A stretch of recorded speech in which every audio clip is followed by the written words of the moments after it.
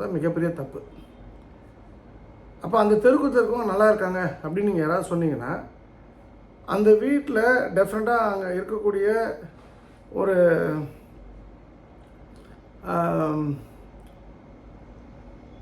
என்ன சொல்கிறது, ஒரு ஒரு அந்த முதல் குழந்தைக்கு ஒரு தவறு, அவள் லைஃப்பில் ஒரு பெரிய டிஸ்டர்பன்ஸ், அவளோ அவனோ டிஸ்டர்ப் ஆகிருப்பாங்க. அது நடக்காமல் இருக்காது. அவங்களுக்கு வந்து ஒரு குறிப்பிட்ட காலம் வரைக்கும் கேட்காம லோன் கிடைக்கும், ரொம்ப கம்ஃபர்டபுளாக லைஃப் லீட் பண்ணுவாங்க. ஆனால் ஓவர் த பீரியடு அவங்க படுற சங்கடங்கள் சொல்லி மாளாது. வீட்டுக்கு எந்த சொந்தக்காரனும் வரமாட்டான், யாருக்கு பணம் கொடுத்தாலும் திரும்ப வராது. இது மாதிரி நிறைய விஷயங்கள் இருக்குது. அப்போ நீங்கள் அதுபோல் ஒரு தப்பான நீ சொல்லக்கூடிய சோக்கால் இந்த ஒஸ்ட்டு தெருக்கூத்தில் ஒருத்தர் இருக்கான், அவன் இந்த பாதிப்பே இல்லாமல் இருக்கான் அப்படின்னு சொல்லி நீங்கள் நான் சொல்கிற ரூல் தப்புன்னு ப்ரூவ் பண்ணிங்கன்னா, இதுக்கு அப்பாற்பட்ட ஒரு விஷயம் இருக்குது. அது இப்போ நம்ம மொபைலில் ஒரு வீடியோ ரெக்கார்ட் பண்ணி போட்டு நம்ம சொல்கிற அளவுக்கு அது நல்ல விஷயம் அல்ல. அது யாரோட லைஃப்பையும் டிஸ்டர்ப் பண்ணக்கூடாது. அது இப்படி தான் அப்படின்றது ப்ரூவ் பண்ணப்பட்டிருக்கு. அப்போ நான் உங்களுக்கு சொல்கிறது என்னென்னா, இந்த முதல் விஷயம் இழப்புடன் உடைய வெற்றி, இழப்பில்லாமல் பெறக்கூடிய வெற்றி. இன்றைக்கி நான் ஒரு டிஸ்கஸ் பண்ணுறேன். என்ன பழைய கிளைண்ட் வந்திருந்தாங்க, அதனால் ரொம்ப மரியாதைக்குரிய ஒரு ஃபேமிலி. அதே வடக்கு தெருக்கூத்து இருக்குது. அது வேணாம் அப்படின்னும்போது அவங்க அதை அக்செப்ட் பண்ணிட்டாங்க. விற்கணுமா வேணாமான்னா, இது வேறு ஏதாவது கடை கட்டி விடலாமான்னா அவங்க தெளிவாக சொல்லிட்டாங்க, அந்த மேடம் இல்லை விற்று தான் அவனும் சார் சொல்லிட்டார், அவ்வளோதான் முடிஞ்சு போச்சு. அப்போ பேலன்ஸ் போர்ஷனில் அவங்க வீடு கட்ட போகிறோம். வீடு கட்டி அவங்க இருப்பாங்க, ஒன்றும் எந்த இஷ்யூ கிடையாது. அது நல்ல வீடாக மாறிடும் ப்ரொவைடர் அது விற்கிற பட்சத்தில். இப்போ இங்கே என்ன கேள்வினா, இந்த இடத்துல தான் ஒரு கேள்வி வருது. என்னென்னா, இப்போ நம்ம ஒரு வண்டி வச்சுருக்கோம். வண்டியில் எதுவுமே சரியில்லை, அது பிரேக் பிடிக்கல, கிளச்சு சரியில்லை, நிறைய செலவு பிடிக்குது அப்படின்னு சொல்லி வண்டியை விற்றுடலாம், தவறு கிடையாது. ரெண்டாவது வண்டியை வாடகைக்கு விடலாம், தவறு கிடையாது.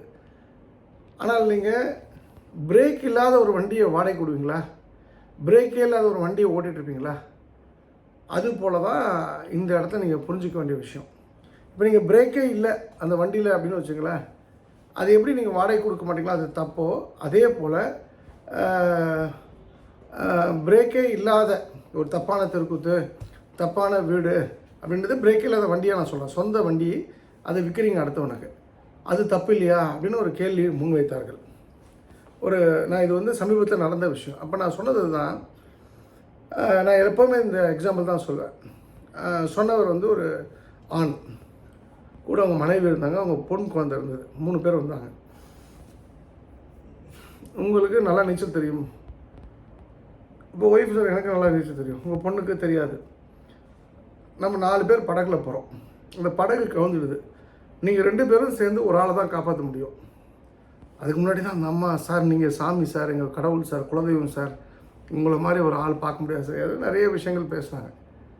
நான் சிரிச்சு கேட்டுக்கிட்டேன். அப்புறம் இந்த கேள்வி வந்தோடனே, கடல் கவிழுது, அந்த படகு கவிழ்ந்து போயிடுது, கடலில் அது கவிழ்ந்துடுது, பயங்கரமான ஆழம்.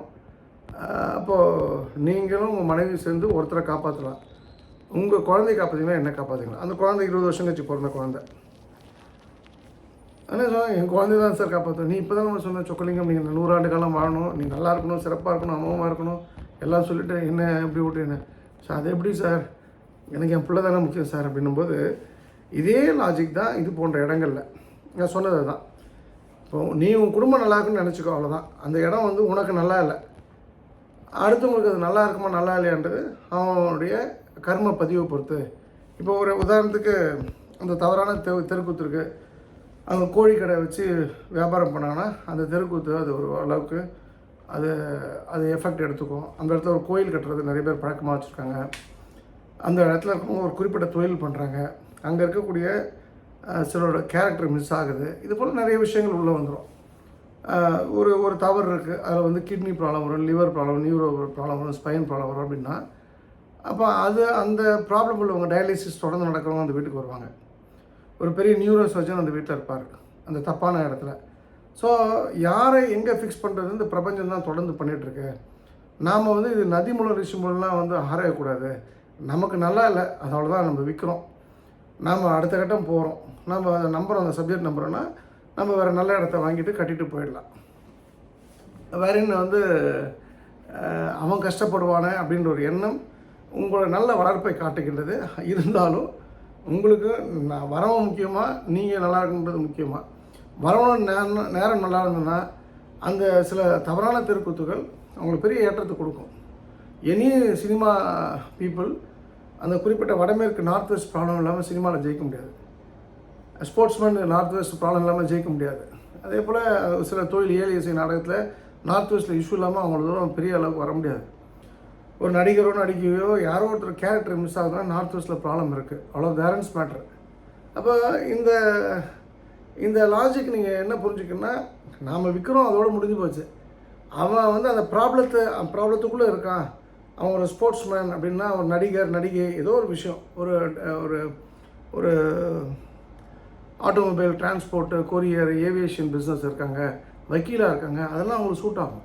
டான்ஸர் அவங்களுக்கு சூட் ஆகும், சிங்கர் அவங்களுக்கு சூட் ஆகும். அப்போது அந்த வீடு வந்து அவங்களுக்கு ஒரு ப்ளஸ்ஸாக ஆகுது. இது டிஃபர்ஸ், ஒரே ரூல் தான். ஆனால் 2 பேருக்கு 2 விதமாக வேலை பார்க்குதுன்ற ஒரு விஷயத்தை தான் நான் உங்களுக்கு புரிய வைத்தேன். நான் உங்களுக்கும் சொல்கிறது என்னென்னா, இது ஏன் ஸ்பெசிஃபிக்காக சொல்கிறேன் அப்படின்னா, இன்றைக்கி இந்த தேதியில் இப்போ நான் அந்த சப்ஜெக்டில் நான் இல்லைனா கூட நான் ஒரு உண்மையை சொல்கிறேன். இந்த சப்ஜெக்ட் உண்மை, இதில் பரிகாரம் கிடையாது.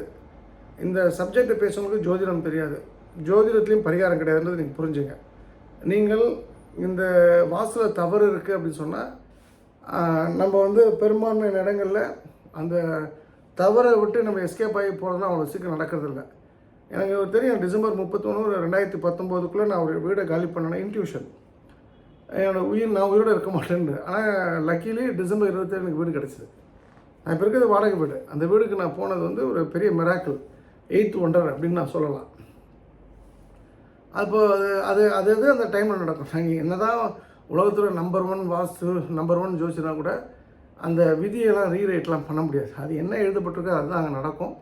ஸோ இது கவனத்தில் வச்சுங்க. இதை மாற்றுவதற்கு ஏதாவது உண்டு அப்படின்னு சொன்னால், அன்னதானத்தை